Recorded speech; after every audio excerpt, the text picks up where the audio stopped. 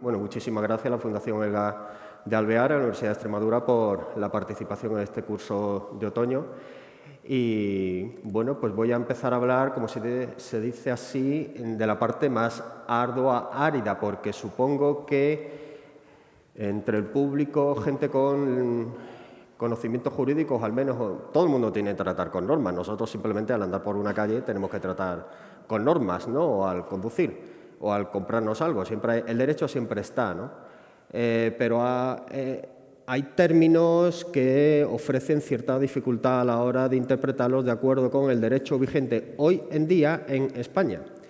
Y además, teniendo en cuenta que en el derecho el uso de las palabras pueden diferir enormemente en cuanto a su significación. El significado de las palabras en un contexto determinado pues puede variar muchísimo, simplemente al hablar de qué es una propiedad pública, en cuanto a un museo se refiere, ¿no? O en cuanto a una pieza de una colección. Así que intentaré bajar el nivel de la jerga propia del mundo jurídico a lo más sencillo posible, al lenguaje más coloquial que podamos entender y, bueno, sin que por ello merme la seriedad o el carácter técnico del derecho que voy a exponer ahora en cuanto a la relación entre público y privado en los museos. ¿Por qué público-privado? Porque es la gran dicotomía de nuestra sociedad. La esfera de lo particular, de nuestra vida privada, de la vida de una fundación, de la vida de un coleccionista en el mundo del arte, está imbuido de normas de derecho público por doquier. Y encima hasta los propios tribunales. Hay tribunales que se dedican al derecho privado y al derecho público. La esfera de los particulares la forma, la conforma, la delimita e incluso la anula el derecho público. Y hay innumerables muestras.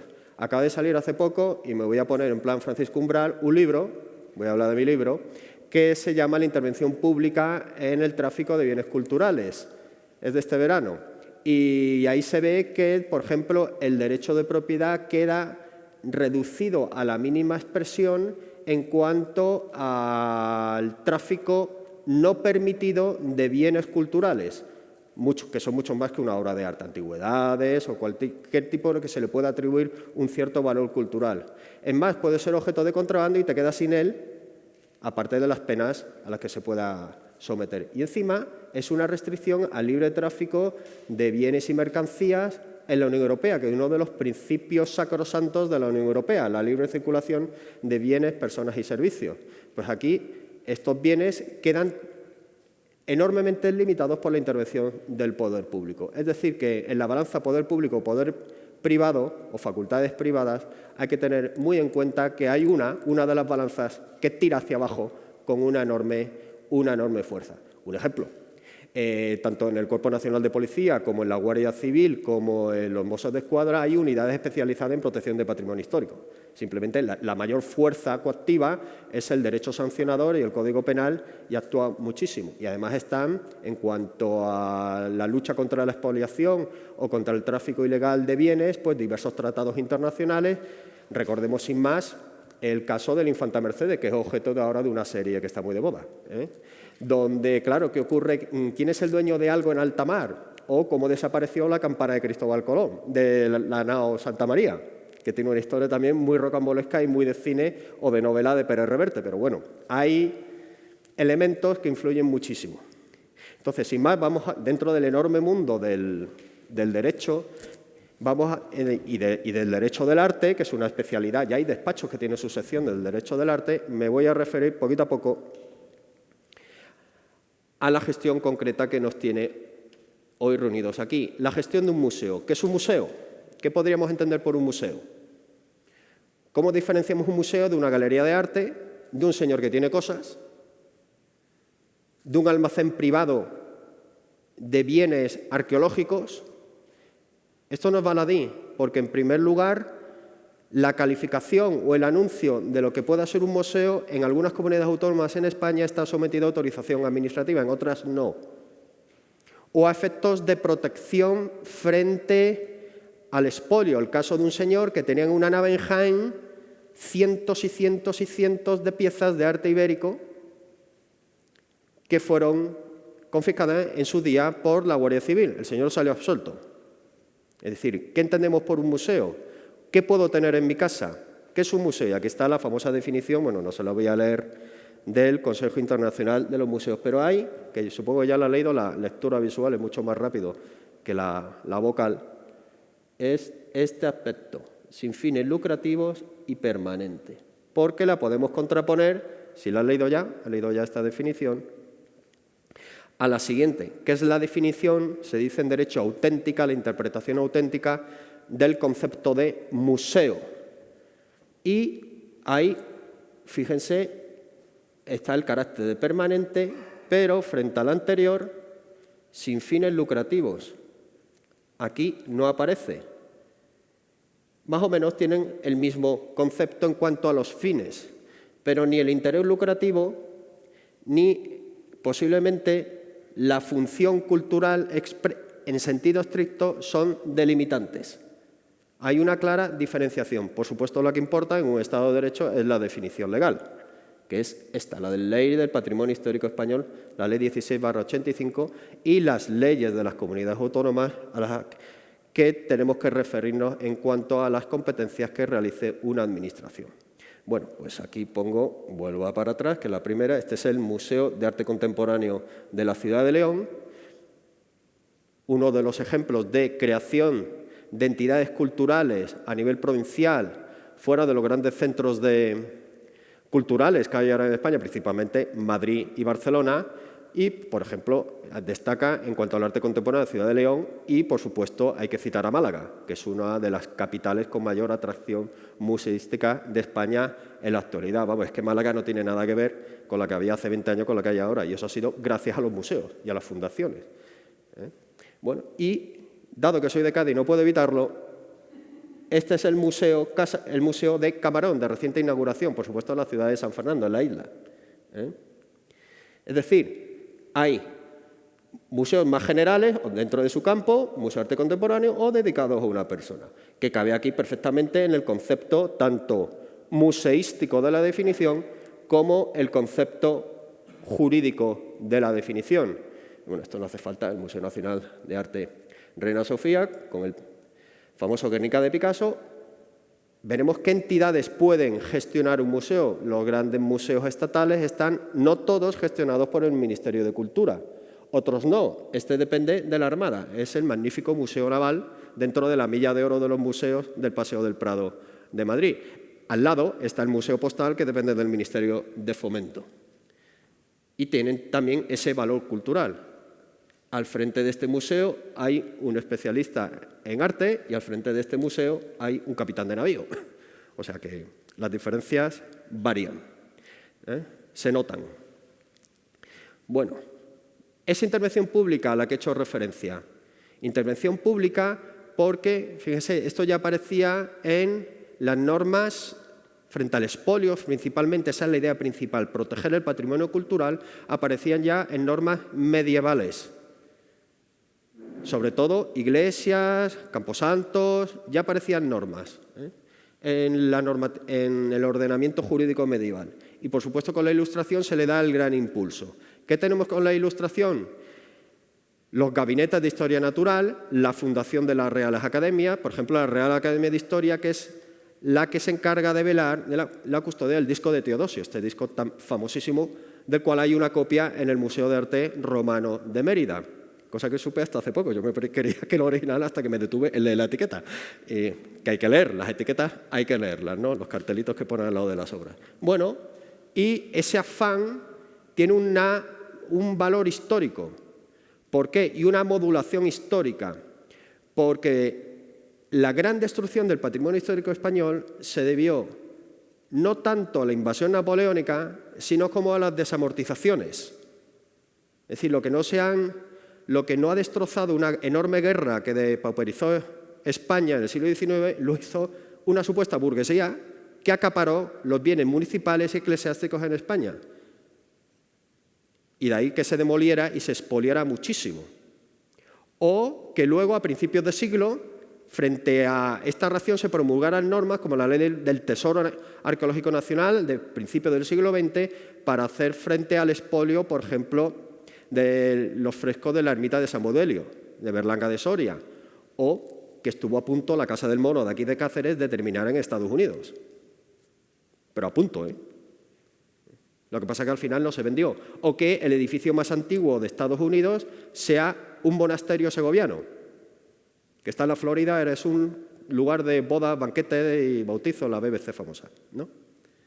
Y bueno, y a partir de ahí, en 1844, que fue la gran década de modernización, de intentos de modernización en el siglo XIX en España, la década moderada, aparte de intentar la unidad métrica, por supuesto, solventar el enorme problema de la deuda, España estaba en quiebra constante, intentar acabar con la guerra carlista, que también produjo un expolio tremendo del patrimonio histórico español, pues se aprobaron, siguiendo el modelo francés de los departamentos, las provincias en 1833 y además los museos provinciales. Ejemplo, el de aquí. Muchos de estos museos siguen siendo del Estado porque hay que luego entrar como con un cuchillo jamonero entre el jamón entreverado, viendo las capas de normas y de competencia, ir rascando, intentando ver qué corresponde, qué faceta corresponde a cada uno de los organismos con competencias. Hay museos cuyo edificio depende del Estado, pero la gestión depende de una comunidad autónoma o incluso municipales. O sea, la casuística es enorme. Los modelos de gestión es que son variadísimos. Y aquí tenemos el Museo de Ciencias Naturales, Antiguo Museo de Historia Nacional, que depende del Consejo Superior de Investigaciones Científicas. El principal museo, además con carácter de investigador, aquí hay investigadores que se encargan, y en el Real Jardín Botánico también, de estudiar la ictiofauna, la botánica y cualquier otro aspecto de la vida natural en España. O el Museo del Prado, que unió las colecciones reales con ciertos bienes eclesiásticos de un monasterio de Atocha, no me acuerdo muy bien, unió en el Museo del Prado. El actual Museo del Prado, por cierto, iba a recibir el Museo de Historia Natural. O incluso hay pequeñitos museos que están todavía en los institutos de enseñanza secundaria, que eran los que reunían,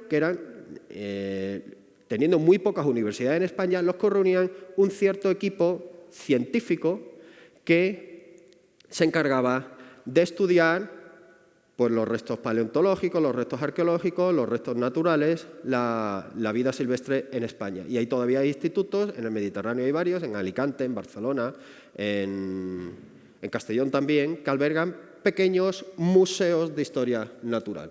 Las estadísticas, las últimas publicadas del Ministerio de Cultura, son del año 2020, citan con datos de 2018 unos 1.461 museos, según el criterio de la definición legal de lo que es un museo, y más o menos la décima parte son de arte contemporáneo.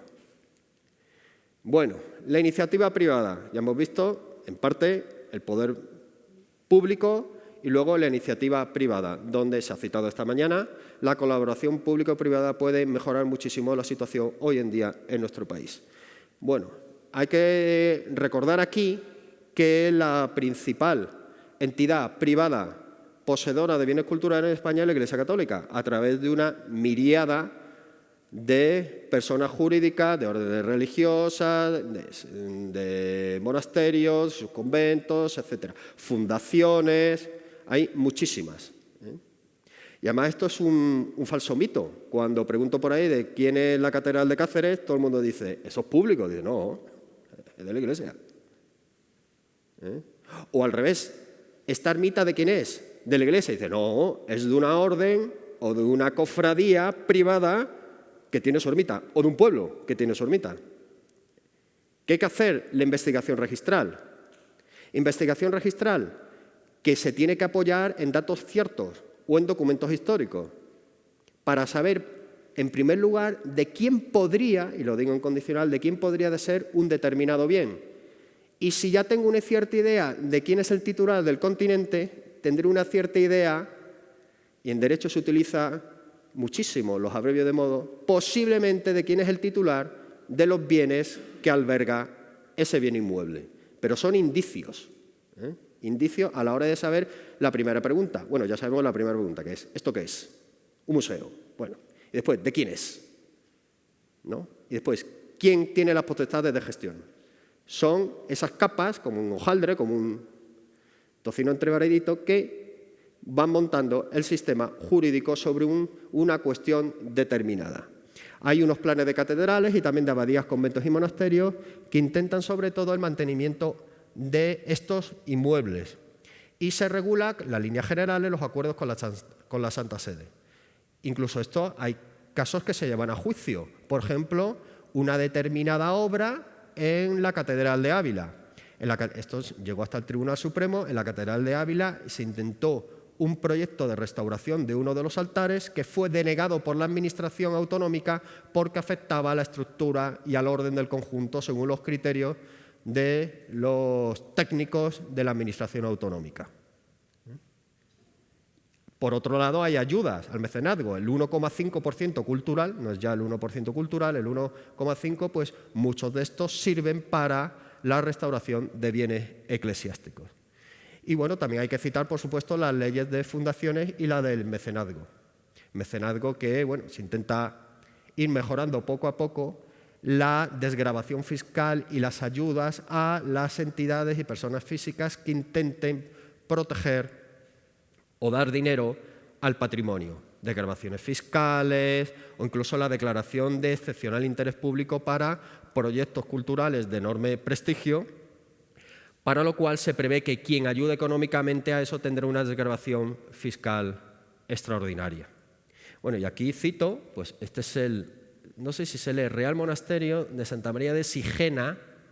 Esto es un monasterio donde hay enterrados miembros de, bueno, monjas, familiares de los reyes de Aragón, cuyos bienes fueron llevados a unos monasterios y al Museo de Lérida, también con los de la Franja de Barbastro, la Franja de Aragón con Cataluña, fueron llevados a Cataluña. Y teníamos una cuestión de la civil, la enajenación de estos bienes, se ven aquí sarcófagos, incluso los frescos que se llevaron en la República a Barcelona, frescos, pinturas, ataúdes, algún cuadro. Si ese contrato privado, para empezar, incumplió la normativa propia de la orden religiosa y después la normativa administrativa que permitió o no permitió su llevada, su traslado a ciertos museos y conventos de Cataluña.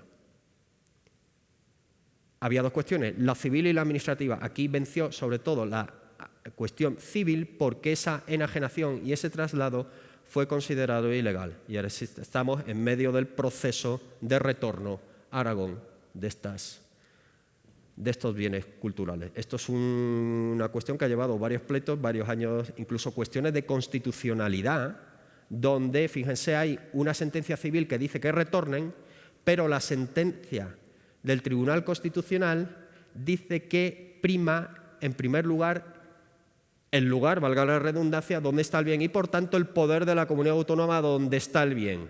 Aquí Aragón y las entidades religiosas de Aragón decían, vuélvase a Aragón, y en Cataluña el Tribunal Constitucional le dice que quien tiene la decisión es la Generalidad de Cataluña, pero subsidiaria de la decisión civil. Es decir, un panorama confuso, gris, donde hay que distinguir muy bien cada una de las facetas. Y, por supuesto,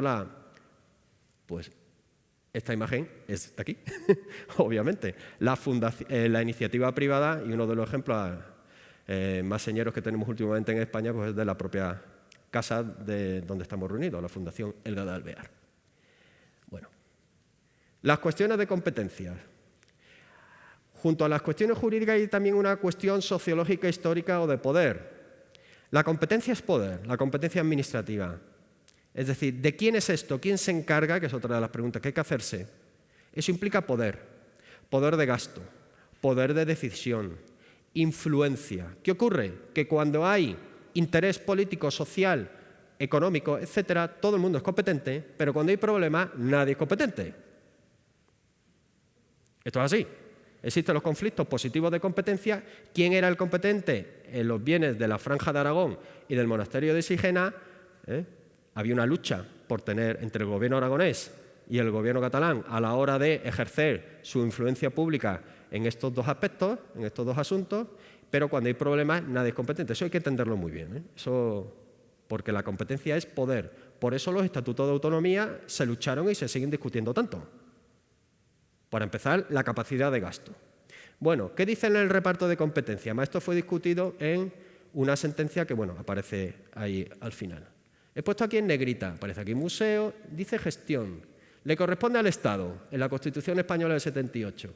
La defensa del patrimonio cultural, la exportación y expoliación, que es muy importante, como ya lo que es exterior le corresponde al Estado, pero lo que es dentro de España le corresponde a la comunidad autónoma. De titularidad estatal, también existen los museos municipales. Esto se refería, evidentemente, claro, la Biblioteca Nacional y el Museo Arqueológico Nacional está en Madrid. ¿Quién es el competente, la Comunidad de Madrid o el Estado? Pues se quería residenciar el poder en su titularidad originaria. Algunos han traspasado. Un nuevo museo en Málaga, que está en la antigua aduana, el titular es del bien inmueble, es el Estado, pero la gestión ahora es autonómica. Sin perjuicio de su gestión, que es lo que estoy diciendo aquí. Tú podrás tener un bien, pero lo gestiona otro. Muy cerquita de aquí, en la Biblioteca Pública del Estado, también en Córdoba, he estado hace unos días en Córdoba, la Biblioteca Pública del Estado en Córdoba la gestiona la Junta de Andalucía y la biblioteca de aquí la gestiona la Junta de Extremadura. Hay que diferenciar titularidad de gestión, que algunas veces se confunde. Se confunde. Y además se confunde con graves problemas. Un ejemplo que yo les pongo a mis alumnos es ¿dónde empieza una carretera y dónde empieza una calle cuando atraviesa un pueblo? Aquí en Cáceres tenemos que la Nacional 521 llega hasta el Banco de España. Ahí. ¡Paf! Eso es carretera, ¿eh? No es calle, aunque se llame Hernán Cortés. Es decir, ¿quién responde en caso de daños por un mal cuidado de la infraestructura? ¿Ante quién debe dirigirme? Toda esta serie de cuestiones. ¿Quién la arregla? Eso cuesta. Lo mismo con un edificio. ¿Qué ocurre si ahora en un bien del Estado se cae el techo y produce daño? ¿Paga el gestor? ¿Paga el titular del bien? ¿Paga los dos? ¿En qué porcentaje? ¿No? Y ya cuestiones personales. ¿Quién defiende qué y quién va a hablar ante el juez? Que lo hace una persona de carne y hueso. Bueno, otro aspecto general que habla de la coordinación. Recordemos que en el año 78 la cohesión cultural, más bien nacionalista, autonomista, regionalista, incluso nacional, estaba en la agenda pública, pues el deber de comunicación cultural entre las comunidades autónomas, es decir, que no se formasen reinos de taifas. Y esto quiere decir implícitamente, entre otras cuestiones, la dama de Elche a Elche. ¿No? Por ejemplo, cualquier bien a su lugar de origen. Los frescos de Boí y de Taúl en el norte de Lérida de Barcelona a su iglesia. Claro, porque cada uno intenta arrimar el asco a su sardina. Encima, este movimiento actual de devolución de bienes a sus lugares de origen, principalmente por motivo de la colonización de las potencias europeas sobre África, pues, o el expolio de los bienes a familias judías por parte del gobierno nazi, pues está de plena actualidad, y además con casos jurídicos muy importantes. Bueno, el deber general del Estado, en este párrafo siguiente, de una atribución esencial. ¿Eso qué quiere decir? Subvenciones del Estado a las comunidades autónomas.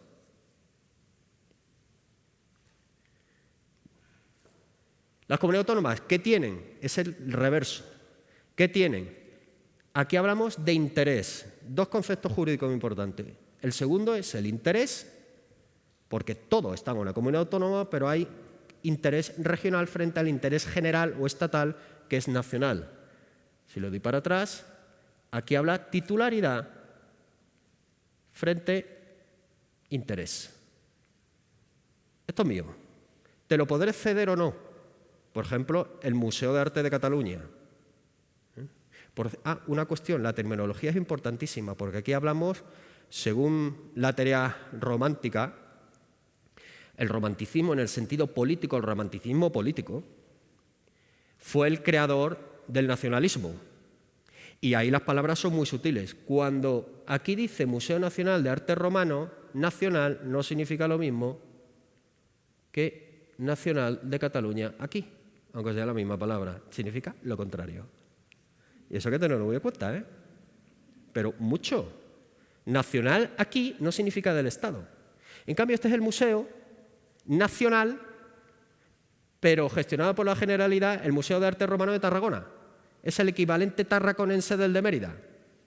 Pero aquí nacional significa más lo de aquí que esto. Y, por supuesto, una denominación no implica la atribución de competencia a nada. Eso es obvio, ¿no? Bueno, pues, por ejemplo, ¿qué se ha hecho para que una antigua cárcel tenga ahora el Museo Iberoamericano de Arte Contemporáneo de Badajoz?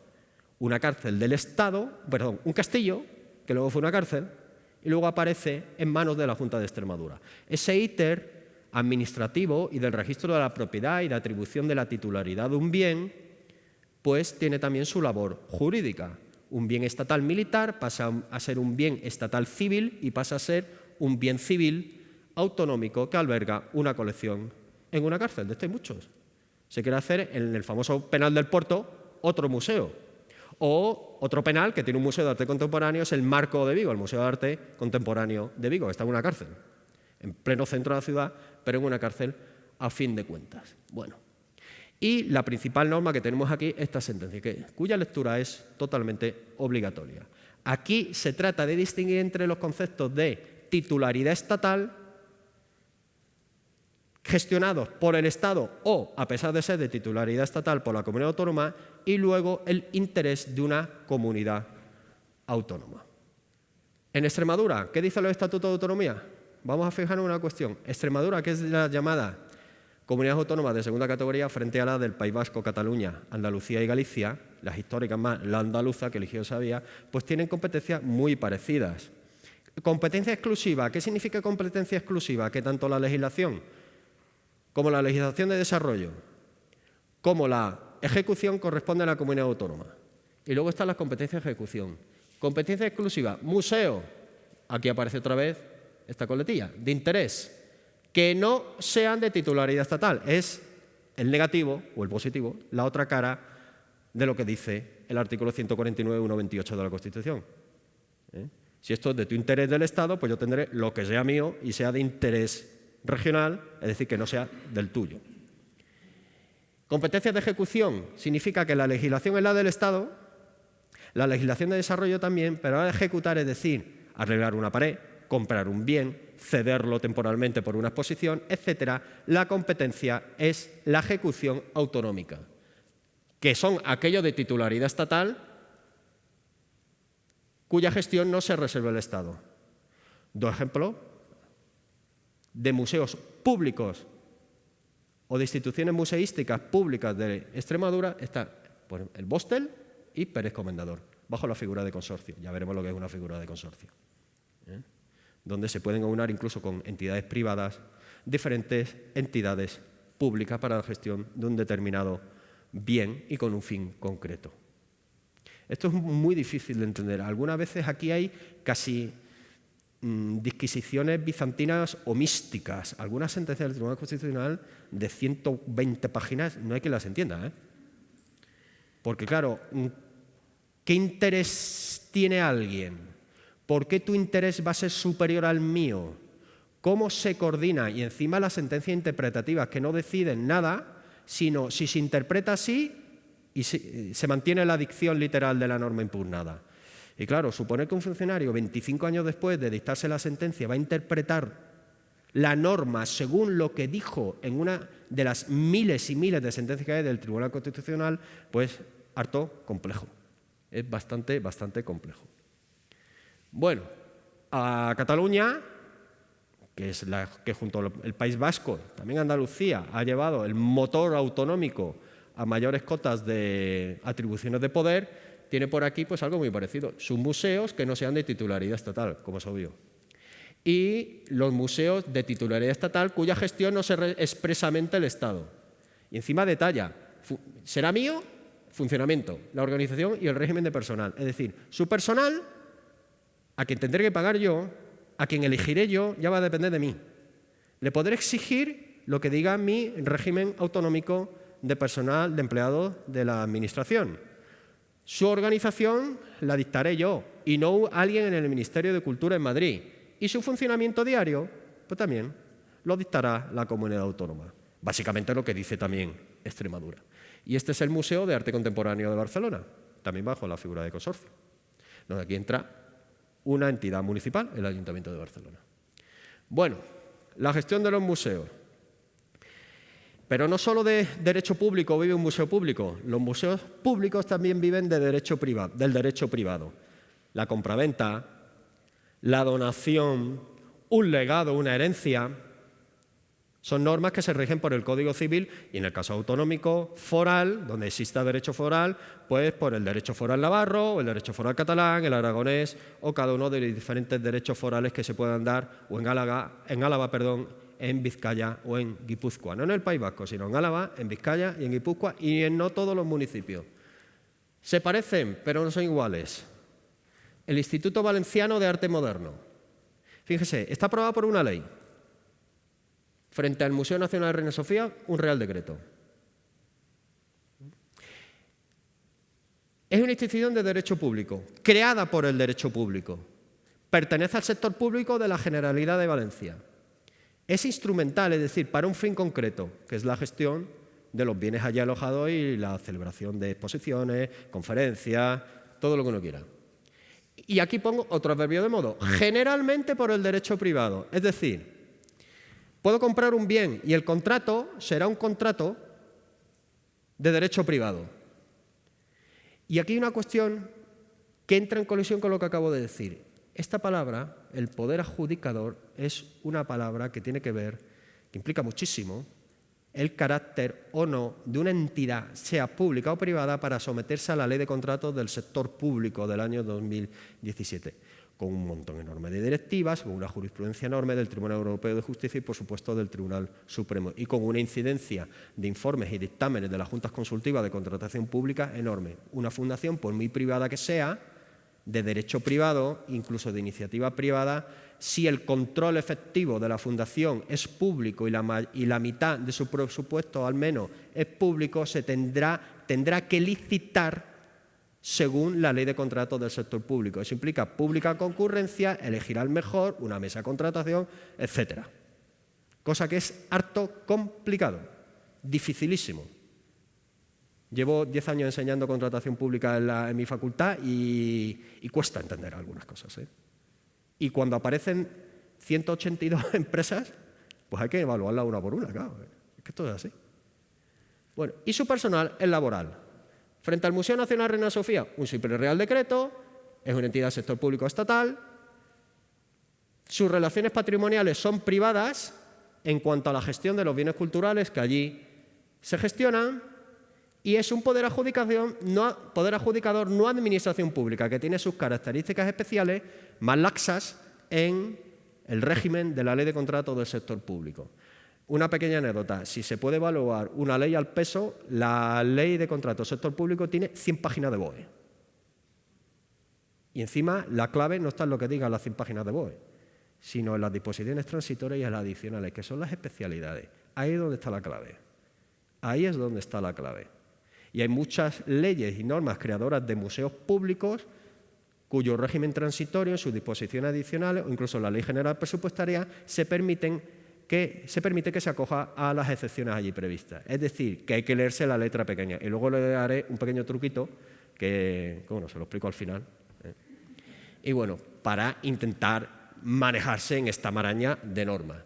Y su personal puede ser laboral y funcionario en servicios especiales, los que hayan optado a seguir siendo funcionarios, como ya ha pasado unos cuantos añitos, más esto desde cuando se creó en el 88, ¿no? 86, no me acuerdo. El Reina Sofía, por ahí, no me acuerdo. Por ahí anda. Si todavía queda alguno de los funcionarios del Ministerio de Cultura por ahí, no lo sé, alguno de los jovencitos, después de toda una vida, ¿no? Trabajando, pero bueno, funcionarios en servicios especiales. Esto es importante porque si es personal laboral, te pueden echar. Si eres funcionario en servicios especiales, no. Eso es importantísimo. Y un ejemplo, los museos municipales. Pues aquí tenemos un pequeño museo municipal, el Museo Pablo Gargallo, de este escultor, cuya gestión directa total es del Ayuntamiento de Zaragoza. Pero en cambio ha recibido hace unos pocos años una donación importantísima de algunos de los herederos de familiares del señor Gargallo, bueno, del escultor. decir, que en apariencia puede ser igual, pero no lo es. Ni el régimen, ni la competencia. Esto es una entidad, un museo autonómico, un museo estatal, aprobado por ley. ¿Qué quiere decir? Que si quiero reformar su régimen jurídico y siempre que afecta a la ley, es que tengo que aprobar otra ley. ¿Lo podría hacer por decreto ley? En caso de extraordinaria urgencia, necesidad, etcétera, el criterio de la necesidad, que es más fácil. Y dice, bueno, sí, pero hay que probar esa urgencia y necesidad, porque a lo mejor te lo pueden declarar ilegal. Inconstitucional, vamos, ilegal. Hay que probar, es decir, una ley necesita reformarse por una norma igual o superior a una ley. Rango formal de ley. Esto es un simple real decreto, bueno, que se aprueba enseguida. Tenemos un invitado, un bichito por ahí. Bueno. El Museo del Prado, que fue el heredero de las colecciones reales. Y hablando de colecciones reales, no lo tenía pensado aquí. La cuestión histórica en derecho administrativo, en derecho en general, derecho público, es importantísima. Desaparecen las colecciones reales como tales. Luego quedan algunas adscritas al patrimonio nacional. Famosos cuadros del Bosco, que después de la guerra, por decisión de Francisco Franco, aparecen en el Monasterio de Guadalupe, patrimonio nacional. Pero se da en depósito al Museo del Prado. Pasan los años y las décadas y dice Patrimonio Nacional, para mi colección del Museo de las Colecciones Reales, de la nueva obra del patio de armas del Museo del Prado, perdón, del Palacio Real, denme ese cuadro, porque ya ha pasado el tiempo. Y dicen, no, bueno, una lucha entre la abogacía del Estado, los gestores de Patrimonio Nacional, por cierto, Patrimonio Nacional que tiene un consejo de administración, como si fuese una empresa, no lo es, pero se denomina así. Bueno, pues el heredero de las colecciones reales, pues tiene aquí una ley, la última ley. Es un organismo público, ahí me he puesto una S, con personalidad jurídica propia, tiene personal laboral y funcionario, como en el caso del Reina Sofía, y tiene bienes de dominio público, es decir, aquellos que no se pueden enajenar, y también tiene bienes patrimoniales que sí se podrían enajenar. Y su régimen jurídico patrimonial es privado, en primera instancia. Un ejemplo, este cuadro que es Retrato de niña, de un pintor barroco francés, Retrato de niña con paloma, de Simon Vouet, creo que es un pintor barroco francés, pues se adquirió mediante una campaña de micromecenazgo y se consiguieron los 204.000 euros, una cosa así, a partir de cientos de pequeñas donaciones de particulares que, con su tarjeta de crédito o con el móvil, ayudaron a la compra de este cuadro, que parece ser que no estaba este autor, o por lo menos el estilo de este autor, bastante bien representado en las colecciones del Museo del Prado. Otro ejemplo, Thyssen-Bornemisza. Bueno, aprobado por un Real Decreto Ley, es decir, en condiciones extraordinarias, urgencia y necesidad, en el año 93. ¿Por qué? O la colección iba para España o no iba para España. Dicho de una manera muy resumida y demasiado coloquial, ¿no? Y bueno, fíjese, claro, si está en España y es un museo nacional, el traer los bienes hacia acá se someterán a la legislación estatal, ¿no? No. Se somete al derecho inglés y arbitraje. Quiere decir que habrá, en caso de disputa, en cuanto a la compra, no a la gestión directa del museo, en cuanto a la compra de esos bienes, no hay que confundirlo con la colección de la baronesa Thyssen, que es diferente. Son dos cuestiones diferentes. Y encima hay una lista de bienes, por una parte, esto. Cuando un particular dona o quiere legar bienes de su colección, por ejemplo, aquí un pintor que falleció hace unos años aquí en Cáceres, donó varios bienes al ayuntamiento y al gobierno militar, y estableció una relación, y con la foto al lado, esto. Ángel Arias, un pintor local, ¿no? Que tuvo una vida movida, estuvo en Argelia, en Francia, no sé qué, y recaló aquí al final, el pobrecito falleció hace unos años. Bueno, pues hay que establecer una lista concreta. ¿Qué das? ¿Qué recibo? ¿En qué condiciones? Si es para una exposición temporal, el seguro, de clavo a clavo, el peligro de descabalamiento, si son grandes obras articuladas, o lo que sea. Bastante detallado este mundo. Bueno, pues se sometió a arbitraje, derecho inglés. En caso de disputa, no va a un tribunal, no ya inglés, sino un árbitro inglés, y lo que prima es el derecho inglés. Que además fue un contrato con una fundación con sede en Suiza. Esto se hace mucho. Pero eso lo hizo el Estado. Esto fue una renuncia a las competencias del Estado. O eso, o te quedas sin colección. Dicho otra vez de manera muy rápida y coloquial. Y ahora es una fundación del sector público sometido al derecho privado. Y traigo aquí a colación este cuadro que es de Pizarro, que tiene una historia jurídica muy, muy interesante, que es el Calle de San Honoré con efecto de lluvia. Bueno, comprado en Estados Unidos por el barón Thyssen, claro, fue a un señor que lo compró a su vez de una familia expoliada por el nazismo. La cuestión es, los herederos en un tribunal de Estados Unidos en California dicen que ese contrato no se realizó convenientemente porque se trataba de un bien expoliado. Por tanto, ¿esa compraventa fue legal o no? Y aquí apareció el Instituto Privado de la Prescripción Adquisitiva, la usucapión, dado el paso de los años y se reconoció la propiedad de este bien por parte del Museo Thyssen porque el paso del tiempo había ya ejercido su influencia, su efecto jurídico. Por tanto, un tribunal californiano aplicó el derecho civil español y resolvió la cuestión a favor del Estado. Y el abogado del Estado personándose en un tribunal de California. Como asesor hubo un catedrático de Derecho Civil de la Universidad Complutense. Bueno, es una historia jurídica. Y ahora hay un movimiento de regreso a sus fuentes de origen, a sus lugares de origen del patrimonio confiscado, expoliado o simplemente saqueado por la colonización del siglo XIX. El caso típico es Francia. Hay un informe, está en inglés y en francés, el informe Sarre y Savoy, que habla ya con un plan, calendario concreto del retorno de todas estas obras, sobre todo bronces de Níger, de Benin, del Golfo de Guinea, que fueron llevados a Francia cuando colonizó esos territorios a caballo entre finales del siglo XIX y principios del siglo XX. Y hay unos aspectos de devolución, podemos traer otros casos. ¿El Museo Británico se deshará de todo lo que tiene? El mejor museo griego y egipcio del mundo, se dice que uno es el Museo Británico y otro el Louvre. O sea que, bueno. O el tesoro de los quimbayas en España o el famoso penacho de Moctezuma, desde otro punto de vista, que hacemos con el Museo de América, claro. ¿Hasta dónde llega esa disputa o por lo menos esa cuestión? Los museos privados, hay varias maneras de gestionarlo. La forma de la titularidad jurídica puede ejercerse, porque una cosa es el museo y otra cosa es la persona titular jurídica o física titular de ese museo. La ley de fundaciones, la ley del año 2002, es la general, la ley de fundaciones. ¿Y qué es una fundación? Es un patrimonio con P, con personalidad jurídica, que se separa de la personalidad jurídica de su titular, el que realiza la dotación. Es más, cuando se ponen una serie de bienes en una fundación, uno ya puede, no siempre, el detalle es importantísimo, el derecho, ya dice adiós a lo que era suyo personalmente. Ya sea de una empresa, la dotación fundacional, o una empresa, una persona física, etc. Aparte de incumplir los criterios mínimos de 30.000 euros, se elevan las escrituras ante notarios, se escriben en el registro, etc. Bueno, hay muchísimas. Pues aquí pongo algunas. Tapier, Edgar Alvear, Salvador Dalí. He puesto, me he equivocado, en vez de Centro Botín en la Fundación Botín, la Fundación Mafre, las principales que reúnen en España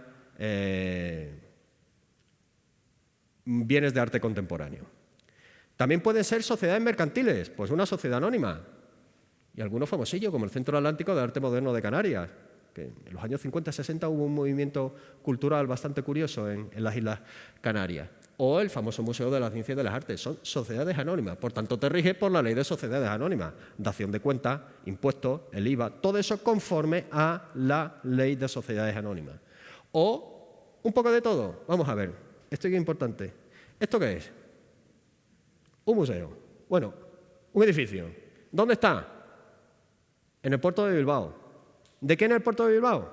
Es un puerto de interés del Estado gestionado por el País Vasco. Hay que tener muy... Para empezar, ¿dónde pongo el edificio? La cuestión del urbanismo es esencial. Y tenemos una cuestión tripartita. Está la fundación, constituida, si no recuerdo mal, por el gobierno por la Diputación Foral de Vizcaya, por la Fundación Guggenheim, la norteamericana, y por el gobierno vasco. La gestión de los bienes, las exposiciones y todo eso, es una empresa, que es sociedad limitada, que se llama tenedora del museo. Es decir, una cosa es la fundación como entidad abstracta jurídica. Otra cosa son los bienes y otra cosa es la infraestructura, que es la inmobiliaria del museo, en cuyas participaciones entran el gobierno vasco, la fundación, etc. Dice que ahí se solapan aquí está dividido, porque ante una gran inversión interesa, o ha interesado en este caso con el llamado efecto Guggenheim, además una operación inmobiliaria y transformación inmobiliaria de esa vieja ciudad llena de hollín y de carbón, depauperada y bastante triste, que era el Bilbao de los años 80, pues que no tiene nada que ver. El efecto Guggenheim ¿cómo se llama? El efecto Guggenheim que publicado por Anagrama, es buenísimo. Toda ciudad ahora quiere un efecto Guggenheim, ¿no? Yo quiero tener algo que me ponga en el mapa, y eso implica operaciones urbanísticas de gran calado. Y bueno, ya no es tanto el de quién es esto y para qué quiero esto, sino cómo lo fomento, cómo lo protejo. Bueno, hay controles muy intensivos, la exportación. Control previo, la autorización del Ministerio de Cultura con el informe previo de la Junta Consultiva de Valoración de Bienes Culturales del Ministerio de Cultura, y aquí un ejemplo, sobre todo en bienes arqueológicos antiguos, pintura antigua y todo esto, pero este cuadro es Cabeza de mujer joven, que fue confiscado y ha sido objeto de una sentencia penal muy importante en España por las autoridades españolas y francesas. Bueno, esto fue en Córcega, este cuadro de Picasso, que ahora forma parte, ahora está, creo que está en el Reina Sofía en depósito. O otra medida de fomento, la dación en pago. Este es el cuadro de Picasso de mujer con sombrero y cuello de piel, creo sí, que fue dado en pago de impuestos, no lo pago con dinero en líquido, sino con un bien previamente tasado por Hacienda en lugar del pago de impuestos, que también se puede hacer. Por supuesto, es Hacienda la que decide si acepta el bien o no, porque claro, Hacienda quiere liquidez, evidentemente, ¿no? Porque no se pagan los funcionarios con trocitos de cuadro, ¿eh? Bueno, y encima tampoco lo podrá vender. España no se podrá deshacer de eso.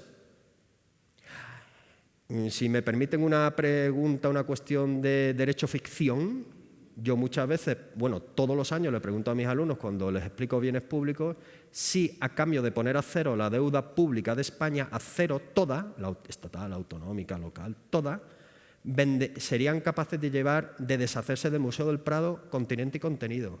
Y la gran mayoría vota a favor. La gran mayoría es el 90%. Pero poner el contador a cero. Entonces un país que pueda ser o no maní roto, pone el contador a cero, ¿y eso qué significa? Alegría otra vez, claro. Supongamos que un jeque del Golfo Pérsico aparece, venga, 10 billones de euros, así, ¡pa! A cambio, el Prado entero. Existe una delegación del Louvre en el Golfo Pérsico. También se ha frustrado la operación de una sede del Museo del Hermitage en Barcelona hace unos días. O existe el Museo Picasso de Málaga, el Museo Ruso de Málaga, etc. Eso forma parte de la diplomacia cultural.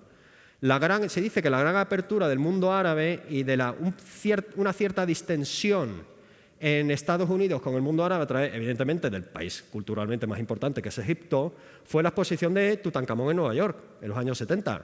Es decir, que es una vía de apertura, lo mismo que utilizamos el Instituto Cervantes como diplomacia cultural en España, ¿no? La Alianza Francesa, lo que sea. Y otra cuestión, ¿cómo está aquí? Los derechos de tanteo y retracto. ¿Qué significa el derecho de tanteo y retracto? El de tanteo, es decir, ante una operación, las galerías tienen, cuando ofrecen una subasta, el deber de comunicar a la autoridad cultural lo que van a subastar.